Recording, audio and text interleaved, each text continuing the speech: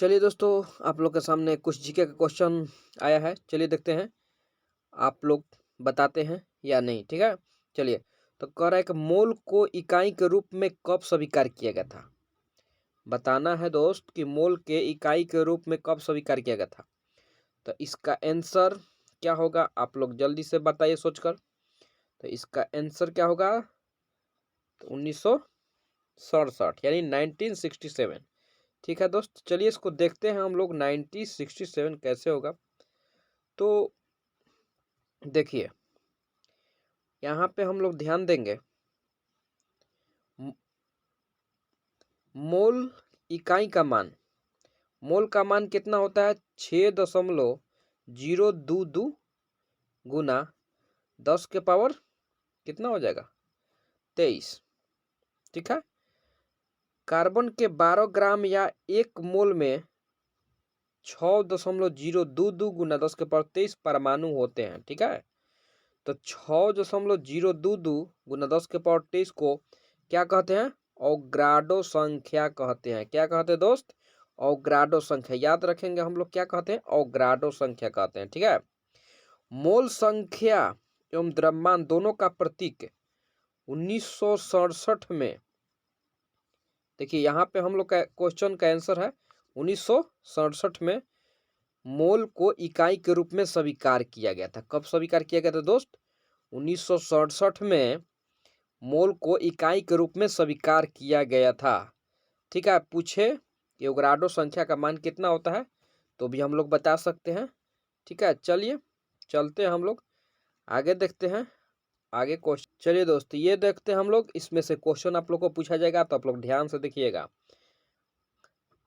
इसमें से कह रहा है कि जीव द्रव का नामकरण पुरकिंजे ने 1869 ईस्वी में किया था। कब किया था, 1869 नहीं 39 ईस्वी में। ठीक है, 1839 1839।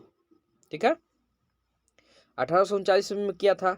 यह एक तरल गाढ़ा रंगीन परभासी लसलसा वजन युक्त पदार्थ है। ठीक है, जीव की सारी जैविक क्रियाएं इसी के द्वारा होती है। याद रखिएगा, जीव की सारी जैविक क्रियाएं इसी के द्वारा होती है। इसलिए जीव द्रव्य को जीवन की भौतिक आधार कहते हैं। क्या कहते हैं दोस्त, जीवन की भौतिक आधार।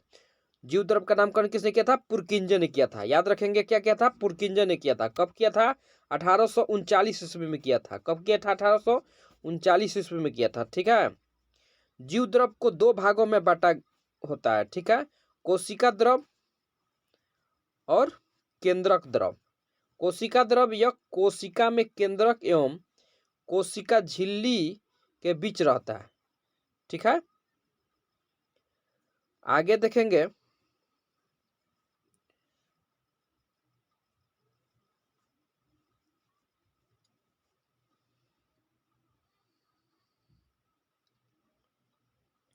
जीव द्रव का 99% भाग जो होता है 4 तत्वों से मिलकर बना होता है। ठीक है, जीव द्रव का 99% भाग जो होता है वो 4 तत्वों से मिलकर बना होता है। ऑक्सीजन कितना रहता है, 76% होता है।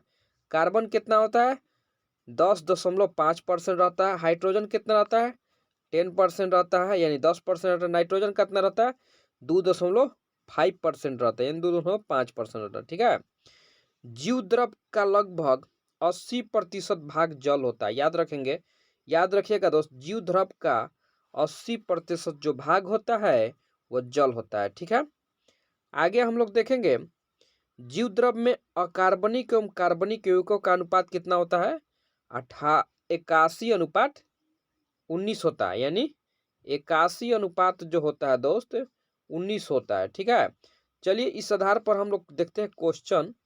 एक ही क्वेश्चन देंगे दोस्त, आप लोग पकड़िएगा इतना में से।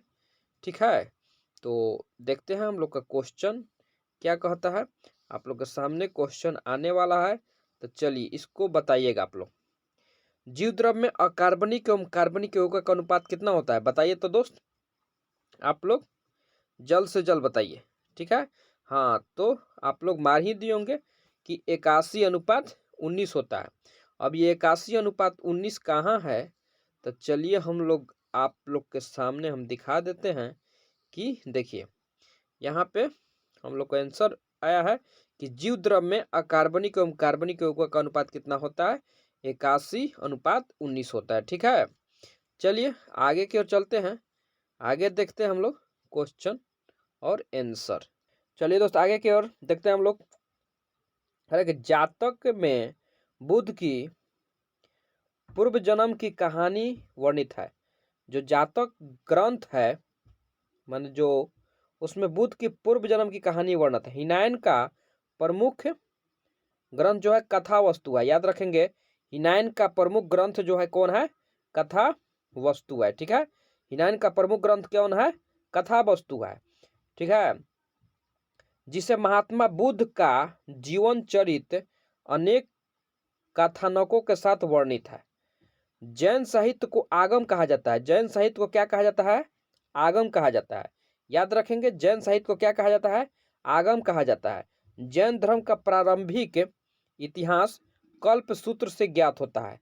जैन साहित्य का जो प्रारंभिक इतिहास है ना, वह कल्प सूत्र से ज्ञात होता है। ठीक है, जैन ग्रंथ भगवती सूत्र में महावीर के जीवन कृतों तथा अन्य समकालीनों के साथ उनके संबंधों का विवरण क्या होता है, मिलता है। ठीक है, आगे देखते हैं हम लोग। और शास्त्र के लेखक चाणक्य, और शास्त्र के लेखक कौन थे, चाणक्य। उनको क्या नाम था, उनको कौटिल्य या विष्णुगुप्त भी बोलते हैं हम लोग। क्या बोलते हैं, कौटिल्य या विष्णुगुप्त बोलते हैं चाणक्य जी को। यह 15 अधिकरणों एवं 180 प्रकरणों में विभाजित है। ठीक है, इसमें मौर्यकालीन इतिहास की जानकारी प्राप्त होती है। इसमें क्या होता है कि मौर्यकालीन इतिहास की जानकारी प्राप्त होती है। ठीक है, संस्कृत साहित्य में ऐतिहासिक घटनाओं का क्रमबद्ध लिखने का सर्वप्रथम प्रयास कलहन के द्वारा किया गया था। किसके द्वारा किया गया था, कलहन के द्वारा किया था। कलहन द्वारा रचित पुस्तक राजतरंगिणी है। कौन है, राजतरंगिणी, राजाओं की नदी, इसको क्या बोल सकते हैं, राजाओं की नदी। इस ग्रंथ में 8 सर्ग है। कितने सर्ग है दोस्त, 8 सर्ग याद रखेंगे, जिन्हें तरंग की संज्ञा दी गई है। 8 जो सर्ग है ना, उसको तरंग की संज्ञा दी गई है। इसमें प्रारंभ से लेकर 12वीं सदी तक के कश्मीर शासकों का वर्णन है। क्या है, कश्मीर शासकों का वर्णन है। अरबों की सिंध विजय का वृत्तांत चचनामा में, अरबों की सिंध विजय जो होता है, जो जीते होंगे, विजय का जो था वह चचनामा में है। ठीक है, लेखक उसके कौन है, अली अहमद थे। याद रखेंगे, चचनामा के लेखक पूछेगा तो क्या हम लोग बोलेंगे कि अली अहमद। क्या हम लोग बोलेंगे, अली अहमद में सुरक्षित है। अली अहमद में क्या है दोस्त, सुरक्षित है। ठीक है, आगे हम लोग देखेंगे अष्टाध्यायी संस्कृत भाषा व्याकरण की प्रथम पुस्तक है।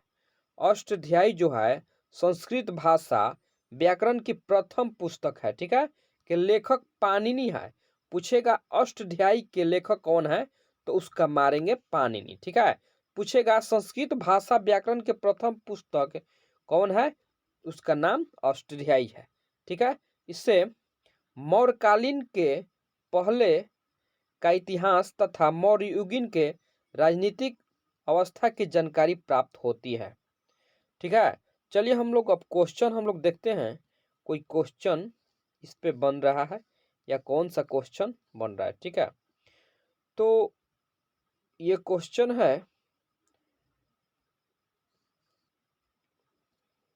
चलिए तो ये क्वेश्चन का आंसर आप लोग दीजिए कि राजतरंगिणी में कितनी सदी के कश्मीर के शासकों का वर्णन है।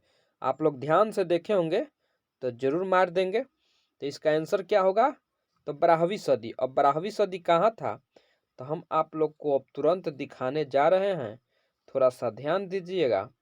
ठीक है, देखिए यहाँ पे इसमें प्रारंभ से लेकर 12वीं सदी तक के कश्मीर के शासकों का वर्णन है। ठीक है, तो क्वेश्चन कहीं से भी उठ सकता है दोस्त, इसलिए हम लोग ध्यान देकर गहराई से पढ़ेंगे। ठीक है, चलिए आगे हम लोग देखते हैं।